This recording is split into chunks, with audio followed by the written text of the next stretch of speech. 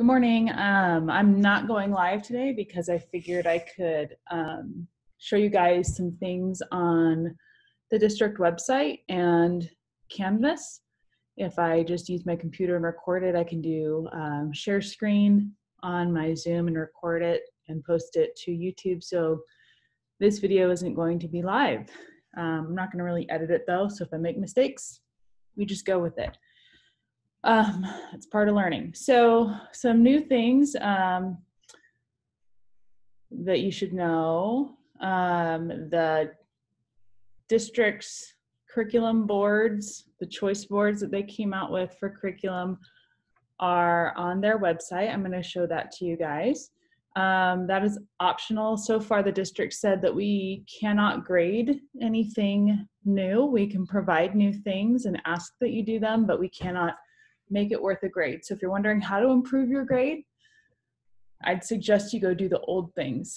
For my 10th graders, that means you guys need to go and participate in discussions online. And thank you to those who've already started doing that or emailed me asking clarifying questions. I sent out an email today to you guys and your parents about how to access all of that stuff, realizing that maybe some of you have never been on a discussion board before.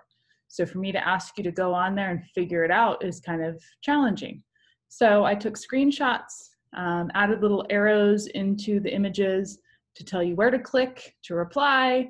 I kind of assumed, I guess, with your generation with technology that you guys would know how to do that kind of stuff, but it seems like some people are still confused. So I did that and I sent out those screenshots. I also put it as a message on Skyward.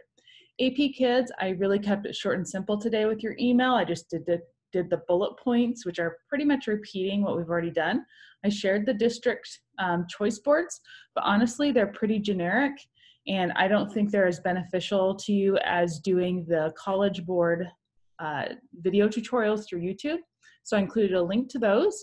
I would just do one each day. And I'm starting with the rhetorical analysis ones, so I bypassed the rest of the Unit 9 materials they're doing. They have some good stuff on there about argument and line of reasoning that you might want to go back and look at because that's helpful for writing in general. But I did skip forward to the rhetorical analysis ones with what I shared on Canvas. So that was in the email. I also shared that I'm continuing to take submissions through Canvas for your writing that you guys can send to me, and also assigning things through AP Classroom. Those are those things that you're going to see that are miscellaneous, but I'm marking them as missing until I see that you've done them on AP Classroom. And that's pretty much to communicate to your parents of which of those things you've been doing that I've given you access to and allowed you to do. I'm giving you opportunities to get some specific feedback from me. So if you're not taking advantage of that, I just want to show that, hey, I've tried on my side to do that. It also should help you know which ones you've done and which ones you have not done yet. So I hope that helps out quite a bit. It also lets me know like which kids have been doing them all along the way, so I know which ones have and which ones have not as we go forward. April 24th is the next big date for any changes. So really you're not going to hear a lot from me in email with new stuff because nothing can be graded for either class. So I'm really still just working on old stuff and supplemental. If there is something you'd like specifically, like you want any book recommendations or website recommendations, check Canvas or just shoot me an email. Say, I'm interested in blah, blah, blah. Do you know of something, blah, blah, blah. Insert whatever. And I'll help you find those resources. Right now, I know it's kind of hectic. I mean, my own life, I have my 2 kids. I have a high schooler. She is a junior. Most of you know that. She's taking a couple of AP classes, and her district, Enumclaw, is actually grading things. So she has to get on and do her lessons. And I told her, the sooner you get all those lessons done, the sooner you can have open access to do what you want to do every day. So that's how I've incentivized her. But it's hard being a mom, working from home, and I'm sure some of you have parents that are still working from home and they know what that's like to try to juggle this new normal, I guess. The harder one too is my son, who's 7, almost 8. He's in 2nd grade. So trying to make sure he's continuing his progress on learning how to read. So that's kind of hard. And then keeping him interested because he has a short attention span. So it's not like I can just plunk him in front of a computer and expect him to do all these lessons from his teacher. I really have to sit there and do them with him quite a bit, which is hard to balance when I'm supposed to work from home and have office hours and help you guys out as well. So still trying to kind of find that balance. You'd think after all these weeks I'd know, but each district keeps changing what they're doing. So my work changes, and then what my kids are being asked to do keeps changing. So that gets a little bit frustrating for me, because as soon as I think I have things figured out, someone makes another decision and it throws everything up in the air. So I'm really not trying to assign a lot of extra stuff right now, because I know that some of you probably have that going on in your own lives. I know some of you are probably helping with younger siblings right now and making sure they can get through their stuff. So one big thing I would ask of all of you, 10th graders and AP students, use the resources you've been given, but don't get overly stressed out. Also, to keep yourself from going into a state of depression, find something to do. Get yourself motivated. Get yourself on a schedule. Some of you will need that. You will need something that's reinforced that says, Monday I'm going to do this, Tuesday I'm going to do this. And then the last thing I would ask is that you read. It's going to help you with everything in life to be the best reader that you can be. And if you struggle, find something that you can find success with and go with it. Read it. Start with some shorter works. See what other people recommend. If there's a book you like, go Google online and say what to read after reading blah, blah, blah. Or if I liked blank, I should read blank. I do that all the time. For example, I have a lot of students that say, oh, I really liked Diary of a Wimpy Kid, or I really liked Hatchet. What should I read then? And if that's what I liked, I just go Google search that stuff. And so it's really a good way to get some recommendations for something you would like. Learn something new. Learn about a new topic. Learn about a new time period. My daughter right now, she's in AP US history, but she's really interested in World War II history. So that's one thing we've been working on. So now I'm going to show you guys some websites to help you guys out with navigating all of this new information that's being thrown at you. So I'm going to jump over there and see, you're probably going to see my class for a second, because I've been working on my grad school stuff in the evenings. I haven't worked on it yet this week. I'll be doing that tonight. Okay, so let me get out of here. So if we go to the district website, and here's what it looks like. I might move myself around a little bit here. Okay, got it, we got it. So right here, it has this link to the resources, so we're just gonna click that, and then I can say, okay, got it. So what's frustrating is there's lots of different links on here. I know they're trying to be helpful, but I know that's sometimes overwhelming. So if you go through, there's some frequently asked questions. There's a technology access survey. If your family hasn't done that already, make sure you guys do that. They're trying to figure out who has access to online resources and who does not. So over here on the left, there's the secondary resources. I don't think that's what you want. That's like the old stuff that they had on the first stage of the rollout. It's still some interesting stuff. It's still some good stuff if we scroll down. AP's right here. I mean, they're just going to direct you to the AP website. So let me click that just to show you. And it's just the update from AP. So just go to my stuff that I've sent you for that, AP kids. For English language arts, I scroll down and here's what they have. They have some stuff for Common Lit, which I've heard some good things about it. I mean, it's not going to replace what we do in the classroom, but it has you read an article, answer some questions about it, or do something with it. Also has a link to the King County Library System, so that's helpful if you want to get a book online. They've added a lot more money to their resources. It's like they had an issue with one publisher, Macmillan, so they worked that out. So I think they have more books available and more digital copies available with everything that's been going on in the demand for books. There's Newsela. It shares nonfiction articles. about a variety of topics. It also has them at different reading levels, so you can change the reading level to something that works well for you. So you can make it higher, make it lower, depending on what your reading level is. And then there's this Scholastic one, but it goes K through 9. That's the really hard thing, I think, is that for high school, there's a lot of stuff that is out there that's good for elementary school kids. I mean, you're inundated with it. And for high school, we have to just be a little bit flexible. There are some things that are helpful, but you kind of need someone to tell you what to do with it. All right. So they have these learning packets. That's the new thing that's going on this week.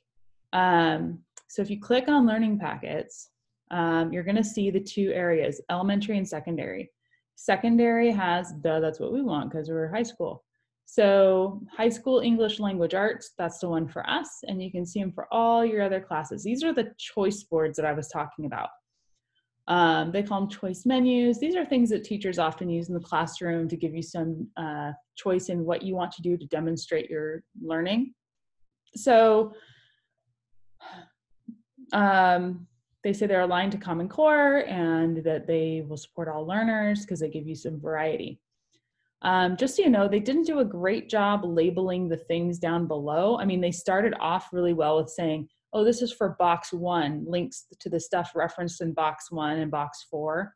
But then after that, they don't really label it. So that is, to me, one criticism I have is that it's kind of hard to flip back and forth. Some of them do have stuff at the bottom and some don't. Some it's just like click on the link. So this one goes to the PBS website. You actually just scroll down to that list they have, which will then take you to what it is. So the 10th grade one, for example, is all about fake news and why fake news is so effective and learning about that. For 11th grade, it's learning about, one of my favorites, Maya Angelou. So you're learning about elements of poetry. If you're interested in the other ones, go ahead and click on them. I mean, it's all right. It's not gonna damage you or anything. Let's see. Box 2 has you do a comparison. This would be good even for my AP kids, looking at how they wrote their speeches and the advice they gave for graduates. So if you do like a compare and contrast essay about it, you can do it as a letter to your teacher like they suggest. But I think for my AP kids, you could take it up a notch by doing like a rhetorical analysis comparison between Denzel Washington's commencement speech and Steve Jobs' speech. Box 3 is analyze a school appropriate song of your choice. This is something just to get you thinking out of the box. So thinking about it as far as pattern, symbols, figurative language. We've done stuff like this before that's very similar. You may have done it in a previous year with a teacher. It's a pretty common one that we do. It says to create a chat with your classmates and share your findings. I just don't know where you're supposed to do that. They didn't really explain that because we are still getting training on Teams. And I'm wondering if they assume you will go onto Teams once we get that set up and share out there. Box 4 is actively learn. 10th graders, you'll know that because of your pre-assessment and post-assessments are there. But they have all kinds of articles you can read and short stories. So if you go to activelylearn.com, you can go and actually find a ton of things. But they give you a suggested thing, which is listed down here under this actively learn section. So 9th graders, you're going to be looking at some texts that are tied to the book Night, which is a great book that I love about the Holocaust. 10th grade, look at this, of Mice and Men. So they're going to have some activities, short stories, nonfiction, and poems that relate to Of Mice and Men for you to read and look at. And they usually have questions that go along with them. And then 11th grade, Huck Finn, which is a classic. So it's having you do some activities related to the Adventures of Huckleberry Finn. 12th grade, one of my favorite Shakespeare plays ever, Hamlet. So that's kind of good. They kind of tried to pick, I think, relating it to a book that's commonly taught at that grade level. But there's other things on Actively Learn you can find. This is to go to this website and look at some artwork and have it inspire something for you to write or for you to write about pieces of art. I did one for my 10th graders. You guys may have remembered this, where I picked a painting by Van Gogh and I wrote a poem based off that. It's what inspired the topic. All right, box 6, write an essay on one of the following topics. Topic A is about the book or text you have read for school or on your own. Do really looking at a sequence of events in chronological order and why they sometimes use flashbacks or disrupted timelines or blending of timelines. I just recently read a book that did that switched between, it was Where the Crawdads Sing, which is a very popular book right now, and I have mixed feelings about the book. I loved parts of it and other parts annoyed me. But it had a timeline of separated by, I think, 12 years or so at times. And it started from this girl when she was little, like 6 years old, clear up till she was in her early 20s. And then the other timeline was in the future, like when she would have been around 20, of them finding the body of a guy that's dead. And so you're wondering how her life is going to suddenly sync up with this murder, death, whatever. So that was kind of cool, but that's kind of related to that concept. Topic B, discuss how the author develops the main character. What literary techniques does the author use? That's pretty standard. I mean, that's like what we ask you to do 9th and 10th grade with literary analysis. For AP kids, I would do the same thing, but just do a rhetorical analysis. Look at the way it's written. That's kind of what they're having you do with the chronological sequence analysis, but you guys could definitely go into more depth than what they have there. This one has you read in box 7, read the poems, answer questions, and write your own poem. So that might be cool. I haven't looked at that one completely yet. Graphic novel study. Ooh, those of you into graphic novels, this would be kind of cool. There are a lot of like online graphic novels. I know some of my 10th graders have found and shared with me that you can get online. So that's cool. And it's teaching you like how to read a graphic novel, like how they're laid out. And this one actually has some of that information down here. See all the layouts, and it explains this stuff. So you learn how they're laid out, why they do what they do in graphic novels. All right, that was box 7, right? No, it was box 8. Box 9, watch the COVID video, read a 1-act play, and write your own play about your quarantine experience. If you create a monologue, you can video yourself acting out a play. So that's like 2 different activities. I don't know, it's kind of confusing. Box 10, watch the TED Ed Talk video, link below, answer the following question. And this one says, teach girls bravery, not perfection, is that topic. And the next one's another TED Ed Talk. Can't tell what that one's about. What is this one about? Well, that's just a bunch of different subjects. Let's go back. Maybe they have 2 links here. Nope, that's the same one. So that just gives you a list of a bunch of different lessons, it looks like. So you just pick one of the talks that interests you, and the bug that poops candy. Oh, thanks. Let me see what would interest me if I were going to watch one right now. Hidden Life of Rosa Parks, that seems kind of interesting to me. And it looks like it's probably partially animated, so that's always a draw for me. How does alcohol make you drunk? And I guess if you're into the science of that, whatever. Embrace the Shake. I don't know about that. How the Monkey King escaped the underworld. I don't even know. That's just kind of interesting. The Art Forger Who Tricked the Nazis. That'd be cool. So it looks like just a variety of things for you to learn about. Sorry. I'm reading and talking at the same time.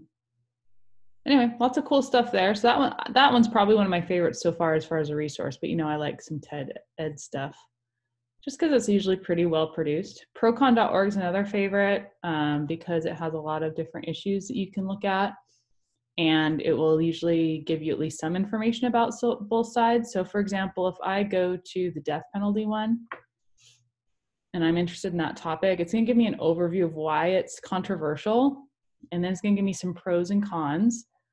By category, it looks like they've changed it slightly. But usually if you go into it, like if I go as a death penalty immoral and click on it, it has the pro and the con, and it usually tells me where they got the stuff from, like what the source was. But then at the very bottom, unless they've changed this, they usually have a list of all the different sources. But it looks like now they have them there, whoever posted whatever. So that's cool if you want to just think about different topics. AP, this would be really good for argument, just getting you to think about different points of view, which is one of the best things about argument. All right, so that's it for the district resources and the district website. Make sure you go to Canvas, check those things out. If you don't know where that is, go to the frequently used links on the district website and the Kentwood website, and you can find e-learning. It's also called Canvas. Go there, find our class, read the things I've given you. That's it for today. Today is pretty much just the nuts and bolts. Tomorrow might be a little bit more interesting. So see you next time.